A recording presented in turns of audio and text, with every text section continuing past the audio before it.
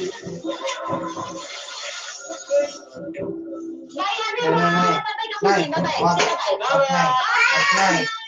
of course, sa ating pag-ending, okay, 1, 2, 3, and I'm so happy, so very happy. I've got the love of Jesus in my heart, and I'm happy, so very happy. I got the love of Jesus in my heart. I love Jesus in my heart, so happy, so very happy. I love Jesus in my heart. When did you decide na mag-ano kayo? Gumawa kayo ng drugs na mag-ina? Before the pandemic. Just before the pandemic, after writing a book. Close eyes na. Sige na. Close eyes na. Close eyes na. O yan eh. 7 ba? Tinay ka 10 seconds. I love you too.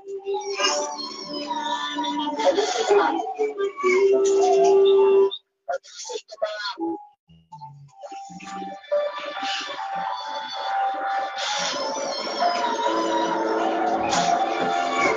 Sabay, sa social na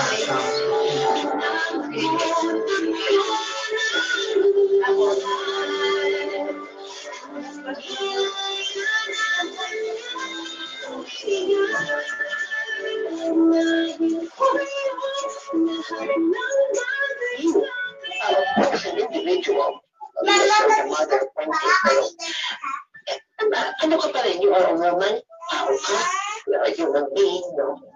Ano na ngayon ang kaligayahan for you? After this, or not after, but going through the journey with Quentin, nag-iba ba ang perspective mo of life, of things, of your wants, of your goals, of your dreams? Oh yes, nagbago.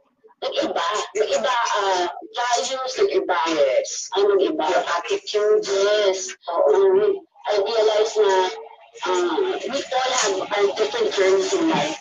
Yes. Everybody has different journeys in life, and we cannot judge anyone. Kahit ako ano pa ang ginagawa niya sa buhay niya, we cannot judge anyone because we don't know what that person is going through.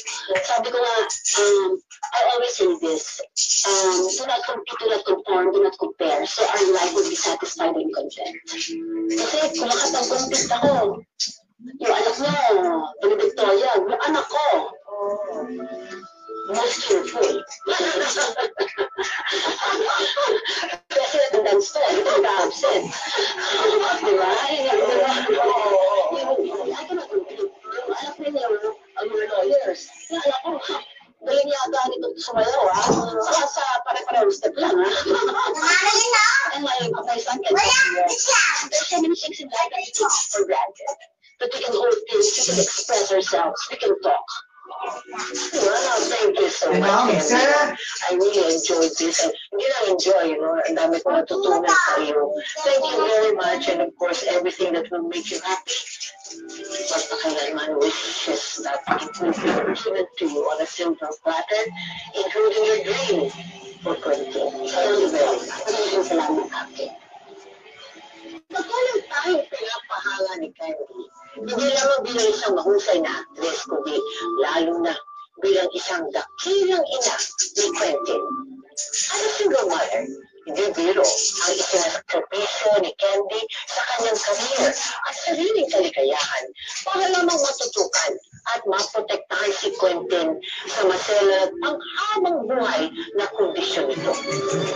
Kaya sa mga ina na patuloy na nagsasakripisyo at nakikipagsapalaran para sa pamilya, ang aming taus-pusong pagsaludo. Nawa ito kayo ay patuloy na bigyanin ang malutong kalusugan at mapanatiling ligtas sa kapamakan. Ngayon, bukas at magpakailanman.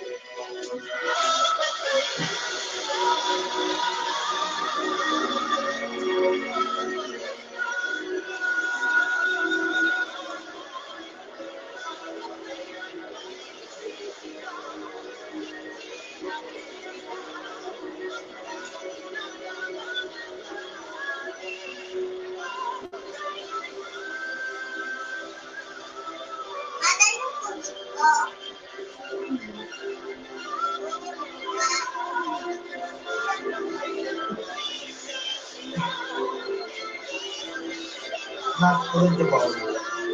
Mamaya na nga po. Eh, yan, hindi pa yung gas.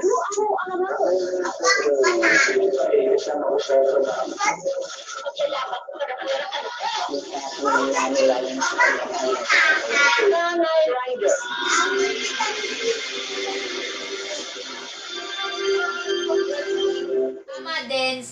Dance with my dance. Hi guys! Dance, Mga dance, ka-MPK, dance, dance. mag-subscribe na sa Magpakailanman YouTube channel, Magpakailanman Entertainment, i-like sa Facebook page, Magpakailanman Entertainment, i-follow na ang Twitter ng Magpakailanman Entertainment, at mga social media accounts. Maraming salamat mga ka-MPK!